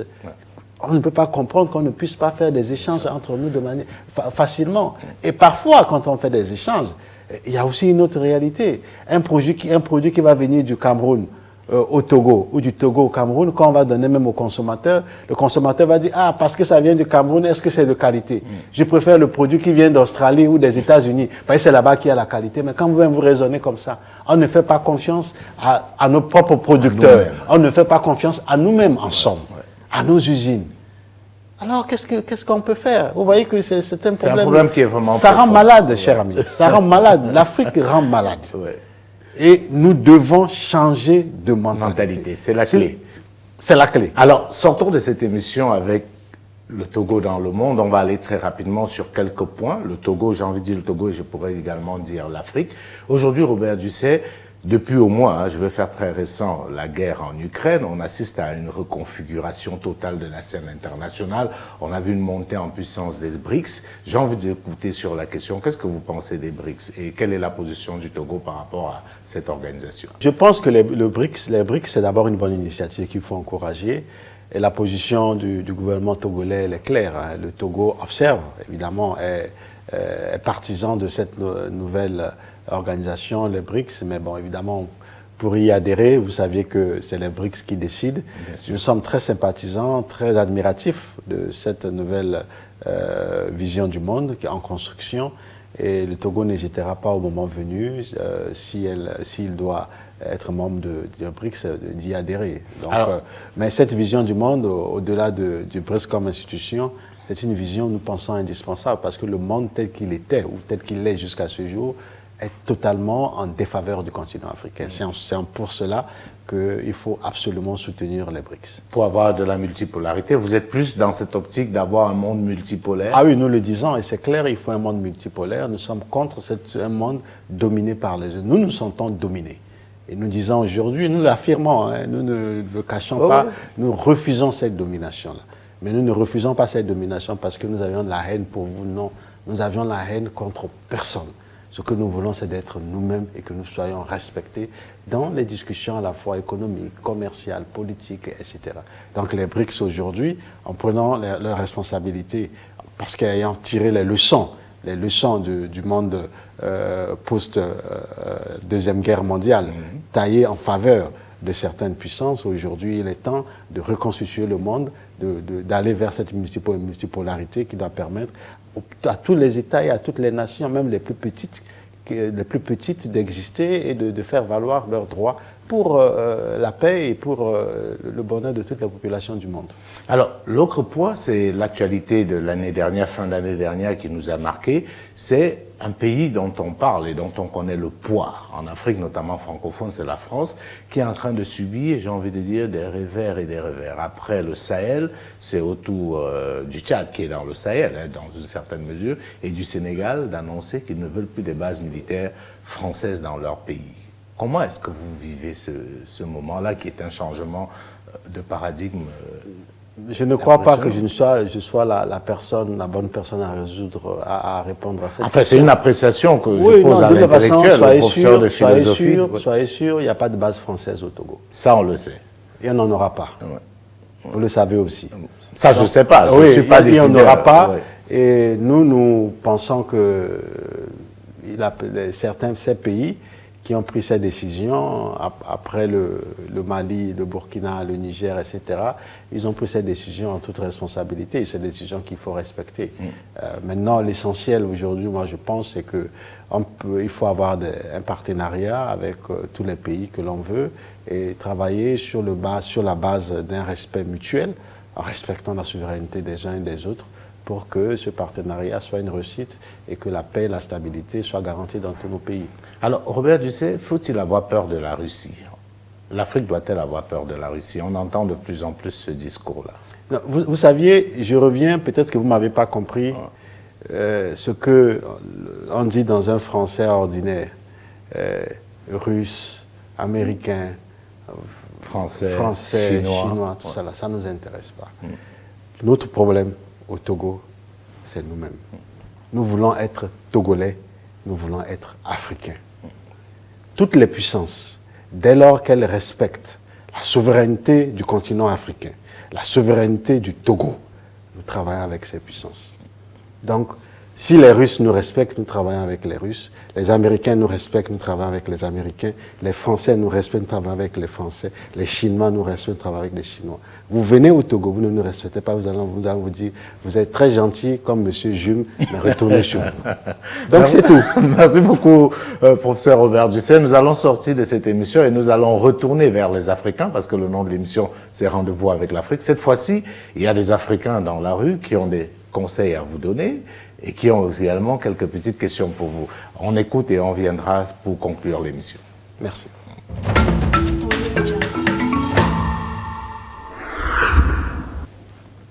Merci. Je m'appelle. Monsieur le ministre, juste une question. Après avoir été longtemps conseiller, ministre, c'est quoi l'après?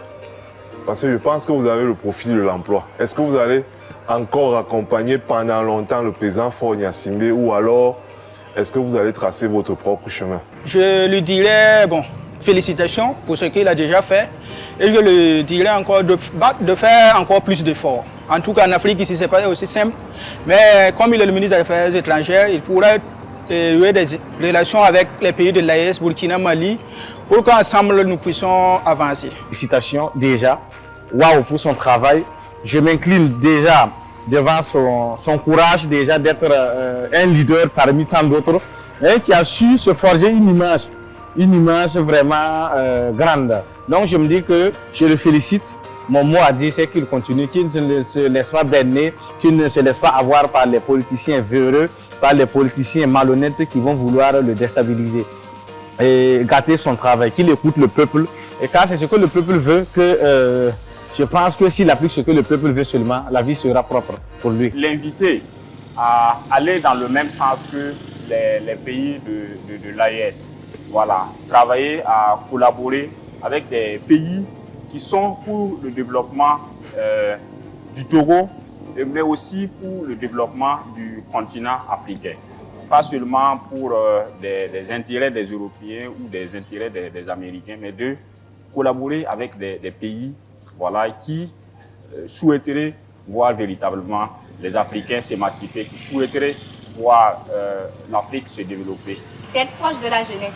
Monsieur le ministre, tout ce que je peux vous dire, c'est que la jeunesse africaine vous soutient et moi également, je vous suis.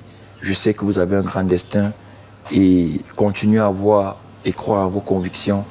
Et je sais que le meilleur reste à venir pour vous. Qu'il continue à prôner l'unité, l'union des communautés, comme il promeut l'union entre la communauté de la CEDEAO et l'AES pour mieux lutter contre le terrorisme. C'est une bonne chose.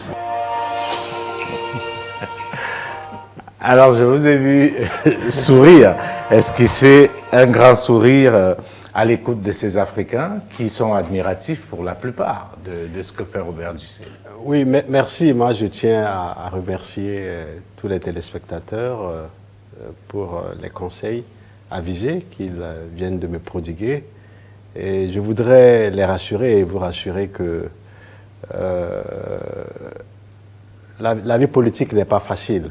Donc ici, nous sommes dans un rôle qui est celui de soutenir et d'aider le président de la République togolaise, le président Faure Gnassingbé, à réussir sa mission au sommet de l'État. Et notre rôle se limite là. Et vous saviez, vous l'avez dit vous-même, que je suis enseignant. Je n'ai jamais renoncé à mes cours, si vous ne le saviez pas. Je continue toujours à dispenser mes cours, à dispenser mes cours. Et je pense que aujourd'hui, ce que nous voulons, c'est la prise de conscience des Africains, de ce qu'est l'Afrique et de ce qu'ils sont. Si vous voulez, mon défi personnel, c'est que les Africains prennent conscience de leur rôle dans le monde. Parce que je suis, à chaque fois que j'ai l'occasion de le dire, je suis toujours blessé, meurtri, de voir comment on traite parfois nos sœurs africaines et nos frères africains. Je dis, ce n'est pas acceptable. Nous ne pouvons pas être dans un continent aussi riche. Nous ne pouvons pas avoir une culture aussi riche. Nous ne pouvons pas avoir une civilisation aussi riche et être les derniers de la classe. Et ça, c'est une révolte personnelle. Donc à tous les Africains, à vous tous qui m'avez prodigué des conseils, je vous dis la même chose. C'est vous et moi, c'est nous tous. Nous devons être fiers d'être Africains. Partout où nous partons, devant les autres peuples, les autres civilisations, nous devons les regarder comme ils nous regardent. Mais on doit arrêter, quand on voit l'autre, de nous incliner et que l'autre pense qu'il est au-dessus de nous. C'est non, non, non. Définitivement non. En tout cas, c'est très bien pour conclure cette émission. Je ne pense pas qu'on pouvait mieux faire, mais vous avez évité quand même un peu la question du premier intervenant. C'est quoi la suite? Conseiller diplomatique, ministre des Affaires étrangères depuis plus d'une décennie. Moi, je suis arrivé en politique par accident. Je suis totalement un accidenté de la politique. Donc moi, ma politique, c'est, en répondant à la question, c'est d'aider le président Faure Gnassingbé et de se limiter là. Vous vous arrêtez là? Je m'arrête là. Dès que je sors du gouvernement, notre frère téléspectateur qui a posé la question et vous-même, nous allons nous retrouver pour défendre le continent africain partout où besoin sera. Je veux être une grande voix de l'Afrique. On doit parler fort. Vous savez, les autres ont un mégaphone. Ouais. Ils parlent très fort. Mais vous savez qu'en étant président de la République, on parle plus fort. Même quand on parle bas, ça résonne fort. Non, je vais vous dire une vérité. Je vois où vous voulez venir.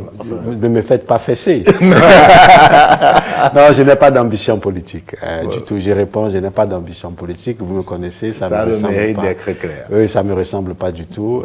Mais être une voix africaine pour défendre les intérêts africains, alors vous et moi, nous allons nous retrouver. C'est ma passion personnelle. Ce n'est même pas une passion, c'est même un devoir. Je le fais pour moi-même, pour ma famille, pour mes enfants et puis pour les Africains. Merci beaucoup, professeur Robert Dussey. Ça a été un grand moment, ce rendez-vous avec les Africains.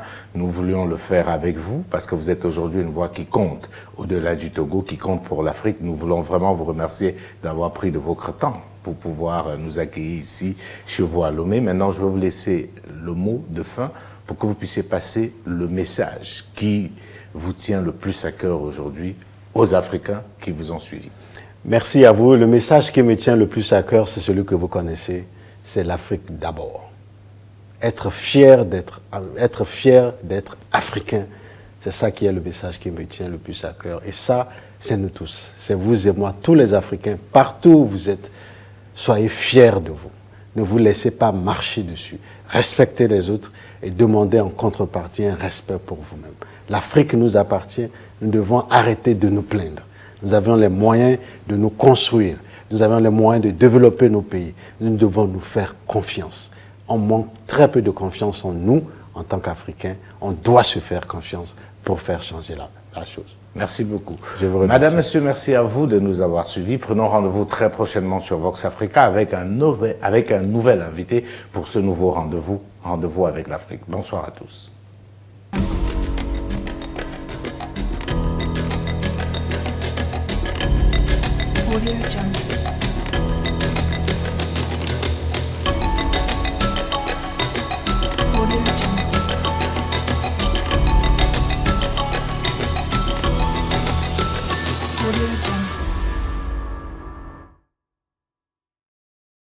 Cette émission vous a été offerte par Sarah Assurance Côte d'Ivoire.